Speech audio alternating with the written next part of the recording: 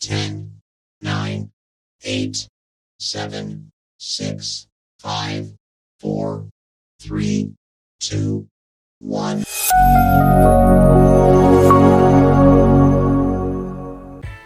Selamat bertemu kembali, semoga semuanya dalam keadaan sehat dan tidak kekurangan satu apapun. Hari ini kita mempelajari interaksi antar perangkat. Tujuan pembelajaran. Yang pertama, peserta didik mampu memahami bagaimana perangkat dapat berinteraksi dengan perangkat lain. Yang kedua, peserta didik mampu menciptakan koneksi antara satu perangkat dengan perangkat lainnya dan melakukan transfer data. Adapun materi hari ini, yang pertama pengertian interaksi antar perangkat, kedua tujuan interaksi antar perangkat, ketiga contoh perangkat, keempat metode interaksi antar perangkat, kelima studi kasus CCTV. Pengertian interaksi antar perangkat. Interaksi antar perangkat adalah proses saling berkomunikasi atau berhubungan antara berbagai perangkat komputer. Berbagai perangkat komputer, misalkan nih smartphone kita. Smartphone juga termasuk salah satu jenis komputer. Jadi smartphone ini dapat berhubungan dengan headset, mouse, smartwatch, flash drive, dan sebagainya. Tujuan interaksi antar perangkat. Yang pertama, untuk pertukaran data.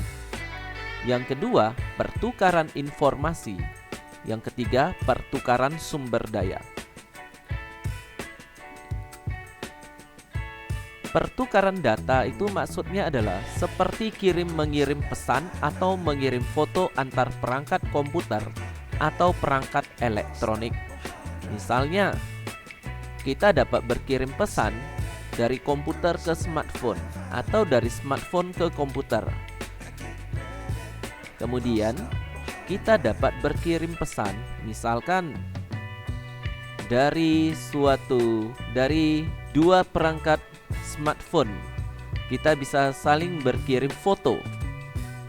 Jadi inilah yang namanya pertukaran data, yaitu bisa berupa mengirim pesan, mengirim foto, mengirim lagu, mengirim suara, dan sebagainya. Pertukaran informasi. Pertukaran informasi itu seperti berbagi cerita atau berita antar perangkat. Misalnya mengirim email dengan berita terbaru kepada teman-temanmu. Nah, seperti ini kita melihat ada sekelompok pria yang menerima suatu berita. Pertukaran sumber daya. Pertukaran sumber daya itu seperti saling pinjam-meminjam perangkat atau program komputer. Contohnya, beberapa komputer bisa menggunakan printer yang sama untuk mencetak dokumen, atau kita bisa menggunakan suatu aplikasi atau software komputer yang kita pakai secara bersama-sama. Jadi dalam waktu bersamaan bisa 2 atau 3 orang yang menggunakan suatu program aplikasi untuk menyelesaikan suatu pekerjaan. Nah, jadi di sini dari gambar ini kita dapat melihat ya, printer yang tersedia hanya satu, tetapi komputernya banyak. Jadi printer ini dapat digunakan oleh semua komputer. Metode interaksi antar perangkat. Metode interaksinya ada 2, yaitu yang pertama dengan menggunakan kabel atau di bahasa Inggrisnya disebut wire. Menggunakan kabel fisik untuk mentransfer data, misalnya kabel USB untuk menghubungkan komputer dengan printer. Nirkabel atau wireless, tidak menggunakan kabel fisik melainkan menggunakan gelombang radio atau inframerah. Contohnya koneksi WiFi untuk menghubungkan laptop dengan internet. Interaksi antar perangkat menggunakan kabel. Sebagai contoh, di sini ada suatu printer. Suatu printer ini dapat digunakan oleh 2 laptop. Kita melihat adanya penghubung berupa kabel terhadap printer tersebut. Interaksi antar perangkat menggunakan nirkabel atau wireless. Nah, di sini kita dapat melihat ya. Kita dapat melihat printer dengan laptop saling berhubungan tanpa adanya kabel. Jadi di sini menggunakan metode wireless. Jenis interaksi antar perangkat menggunakan kabel atau wire. Pertama, kabel yang digunakan adalah kabel USB. Fungsinya untuk pertukaran data. Yang kedua, kabel Ethernet, fungsinya menyambungkan PC atau laptop ke jaringan. Kabel HDMI, fungsinya menampilkan gambar atau video. Kabel OTG, on the go, fungsinya menyambungkan smartphone dengan perangkat lain seperti flash drive, mouse, atau keyboard. Bentuk kabel USB. Nah, berbagai jenis kabel ini kita bisa melihat colokannya. Kabel USB seperti ini. Kabel Ethernet. Colokannya seperti itu ya pada gambar kedua. Kabel HDMI ini colokannya saya perbesar ini jadi seperti ini. Kemudian kabel OTG. Jenis interaksi antar perangkat menggunakan near kabel atau wireless. Yang pertama, ini metodenya ada 4, ada Wi-Fi, Bluetooth, infrared, NFC atau Near Field Communication. Fungsi utama dari Wi-Fi adalah akses internet, pertukaran data. Bluetooth, koneksi perangkat, pertukaran data kecil. Infrared, pengendalian jarak jauh, pertukaran data dekat. NFC, transfer data tanpa kontak, pembayaran near kabel. Jangkauan untuk Wi-Fi luas, mencakup area besar. Untuk Bluetooth pendek, cocok untuk perangkat yang berdekatan. Infrared sangat pendek, memerlukan garis lurus tanpa halangan. NFC sangat pendek, hanya beberapa sentimeter. Kecepatan transfer data untuk Wi-Fi tinggi, cocok untuk streaming video atau unduhan besar. Untuk Bluetooth rendah, cukup untuk pertukaran data kecil. Infrared lebih lambat, lebih cocok untuk transfer data kecil. NFC rendah, cocok untuk transfer data kecil. Contoh penggunaan untuk Wi-Fi mengakses internet. Bluetooth menghubungkan headset wireless, mentransfer file antar handphone. Infrared remote control TV, transfer data antar perangkat dekat. NFC pembayaran dengan kartu near kabel, mentransfer informasi kontak. Contoh dari Wi-Fi. Nah, di sini kita lihat adanya koneksi near kabel dengan metode Wi-Fi ke berbagai perangkat. Ada desktop, kemudian web kamera, HDD, kabel modem, kemudian printer. Setelah itu ada PC yang lain, kemudian ada IP kamera, laptop, wireless media player, kemudian entertainment system, smartphone, digital kamera. Jadi semua perangkat ini terhubung secara wireless. Kemudian kalau Bluetooth. Nah, kalau menggunakan Bluetooth berarti jarak antara perangkat, dua perangkat itu, jarak antar perangkat harus dekat ya. Harus dekat sekitar beberapa meter. Contohnya, smartphone bisa dihubungkan ke PC melalui Bluetooth. Demikian juga dengan keyboard, headset, mouse, hard disk, printer, headphone, gamepad. Spesifikasi transfer rate menggunakan Bluetooth tergantung kepada versi Bluetooth-nya. Bluetooth versi 1.0 transfer rate-nya adalah 700 kbps atau kilobits per second. Kemudian Bluetooth 2.0 3 Mbps atau 3 megabits per second. Bluetooth 3.0 transfer rate-nya 24 Mbps. Bluetooth 4.0 transfer rate-nya 25 Mbps. Bluetooth 4.2 transfer rate-nya 50 Mbps. Bluetooth 5.0 transfer rate-nya 100 Mbps. Contoh menggunakan infrared. Jadi jaraknya ini harus berupa satu garis lurus dan tidak boleh ada halangan. Jadi infrarednya itu yang berwarna merah. Dan alat ini merupakan alat untuk mencharge handphone ya. Wireless charging pad. Jadi kita bisa mencharge handphone kita tanpa menggunakan kabel. Cukup kita letakkan seperti ini saja. Kemudian NFC. NFC ini sebenarnya merupakan metode pembayaran tanpa menggunakan uang ya. Dan metode pembayarannya ini juga tanpa melalui alat kabel. Contohnya kita dapat melakukan pembayaran melalui handphone, tapi handphone itu harus memiliki fitur NFC. Kalau nggak ada NFC-nya ya tidak bisa digunakan. Jadi dengan adanya fitur NFC kita dapat mentransfer identitas kontak kita.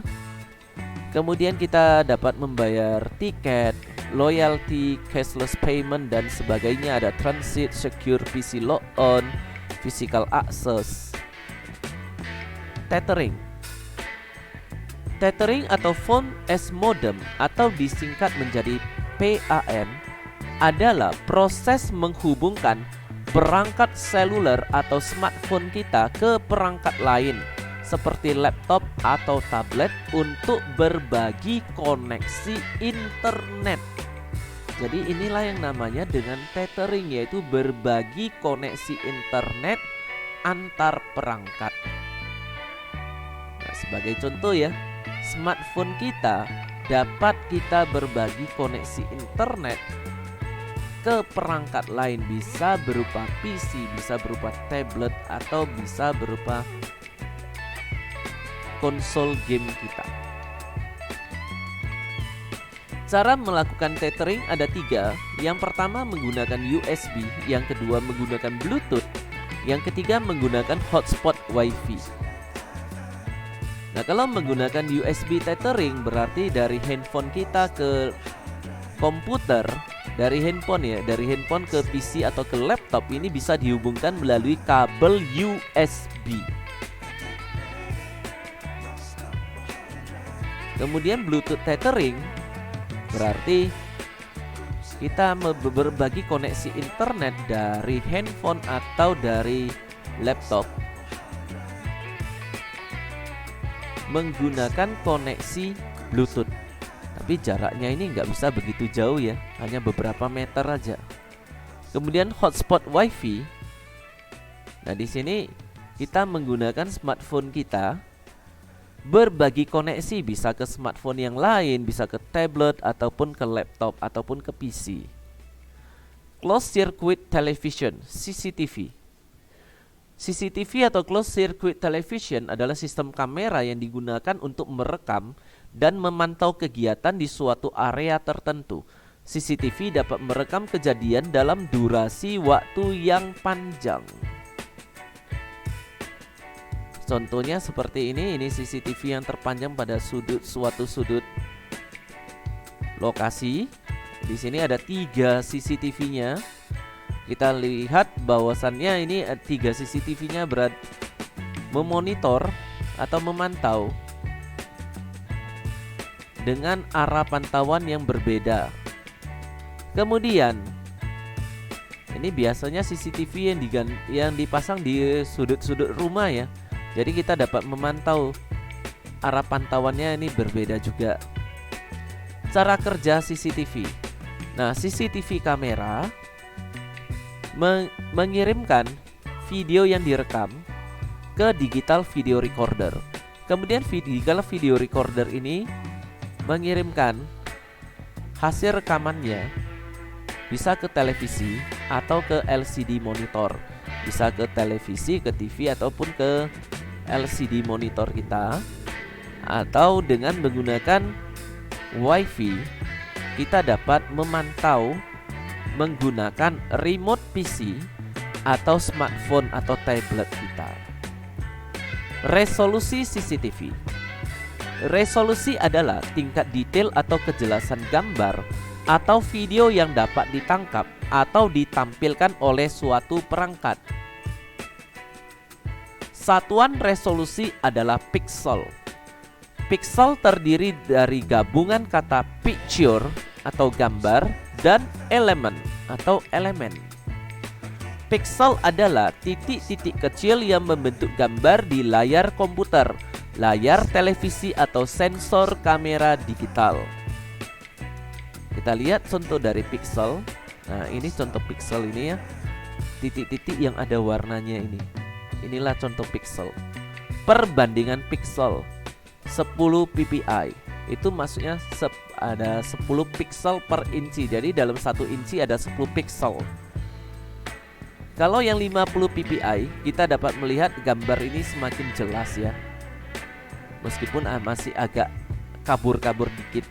Kemudian kalau dengan 240 ppi, maka gambar ini semakin jelas. Jadi semakin besar pikselnya, maka gambarnya juga semakin bagus.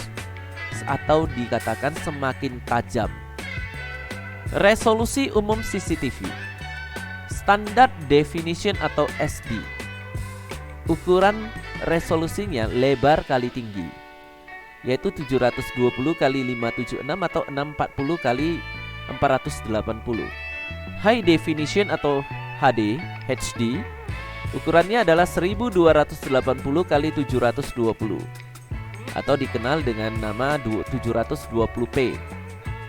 Full HD, FHD atau FHD, ukurannya 1920 kali 1080 atau dikenal dengan 1080p.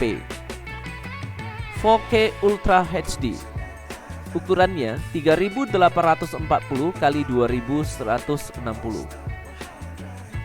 8K Ultra HD, ukurannya 7680 kali 4320.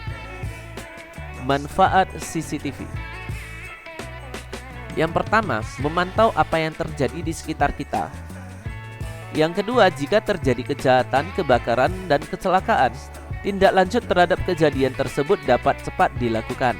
Jadi kalau misalkan ada dari CCTV kita melihat adanya kebakaran atau kejahatan, misalkan kejahatan perampokan atau begal, tentu dari rekaman CCTV kita dapat melihat ya, orang itu siapa. Apalagi kalau melakukan begal ya, kita dapat melihat wajahnya. Kemudian kalau plat kendaraannya juga bisa terekam. Kemudian yang ketiga, manfaat ketiga dari CCTV adalah menggantikan sistem manual dengan efektif dan efisien. Sistem manual misalkan begini, misalkan kalau kita melihat ada kita bertugas mencatat berapa banyak kendaraan yang lewat. Ketika jalanan sedang sepi, tentunya kita gampang mencatat. Jika kendaraannya sudah ramai, maka kita akan kesulitan untuk mencatat berapa banyak kendaraan yang lewat. Lebih bagus dengan rekaman CCTV, kita dapat melihat berapa kendaraan yang lewat. Seperti ini bentuk CCTV yang dipantau ya. Jadi kita dapat memantau setiap sudut yang dipasang CCTV-nya. Di mana daerah, di mana lokasi yang terjadi kepadatan lalu lintas, kecelakaan, kejahatan, kebakaran, maka dapat segera diambil tindak lanjutnya secara cepat. Atau rekaman CCTV ini juga dapat digunakan sebagai bukti dalam tindak kriminal. Di kota-kota besar, jalan-jalan dilengkapi dengan CCTV untuk memantau lalu lintas dan mencegah kejahatan. Jika ada pelanggaran lalu lintas atau tindakan kriminal yang melibatkan kendaraan, rekaman CCTV dapat membantu polisi dalam mengidentifikasi kendaraan, termasuk bentuk, jenis, dan plat nomor. Ini memudahkan polisi untuk menemukan pemilik kendaraan yang terlibat dalam kejadian tersebut, membantu penegakan hukum dan keamanan di jalan-jalan kota. Salah satu bentuknya ini ya. Ini merupakan salah satu rekaman CCTV dari tindak kejahatan begal. Nah, sekarang kita akan mengerjakan tugas. Yang pertama, menurut kalian, jika pemerintah memasang CCTV di setiap sudut kota dan dilengkapi dengan teknologi yang mampu mengenali kendaraan, manfaat apa yang dapat diperoleh dari pemasangan teknologi tersebut? Yang kedua, kendaraan lewat bisa direkam. Bayangkan bahwa CCTV digantikan seseorang, katakanlah Pak Jepret, yang diberi tempat duduk di suatu ketinggian dan tugasnya khusus untuk memotret dan mencatat kendaraan yang lewat. Betapa repotnya. Kapan Pak Jepret harus memotret dan mencatat? Bagaimana jika masih mencatat sudah ada kendaraan yang lewat? Bagaimana jika ada 2 kendaraan yang bersamaan terpotret? Dalam satu hari, Pak Jepret harus menyediakan berapa lembar kertas? Berapa lama Pak Jepret tahan berada pada satu posisi tersebut? Kepolisian harus menyediakan berapa orang Pak Jepret untuk jalan sepanjang 1 km. Nah, sekarang Pak Jepret digantikan oleh CCTV. Bisakah kalian membayangkan bagaimana CCTV merekam foto kendaraan lewat dan juga mencatat data waktu rekaman dilakukan? Apa kemudahan yang diperoleh dari menggantikan Pak Jepret dengan CCTV? Tugas ketiga, setujukah kalian jika di kota kalian juga dipasang teknologi CCTV? Berikan alasan kalian. Nah, sebelum menjawab soal ketiga, pertanyaan ketiga, kalian dapat melihat situs CCTV Kota Medan pada alamat yang tercantum ini. Terima kasih. Demikianlah materi interaksi antar perangkat pada hari ini. Sampai bertemu pada materi selanjutnya.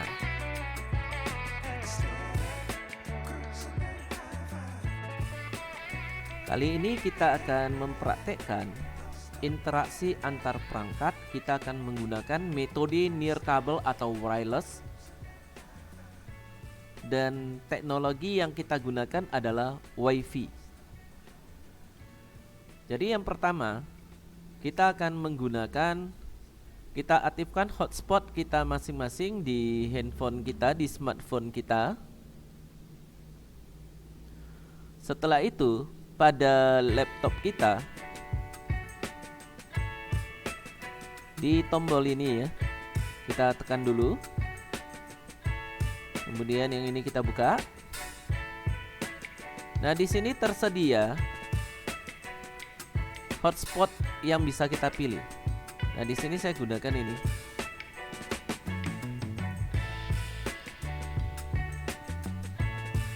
Nah, ketika sudah terhubung, maka diminta memasukkan password. Jadi harus saya masukkan passwordnya dulu.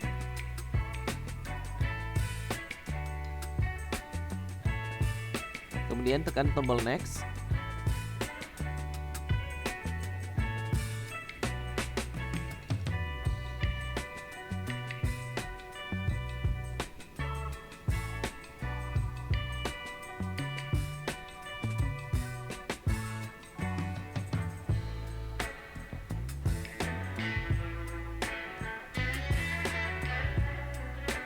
Nah, sekarang kita lihat di sini ya, ini udah terhubung ya, udah connected.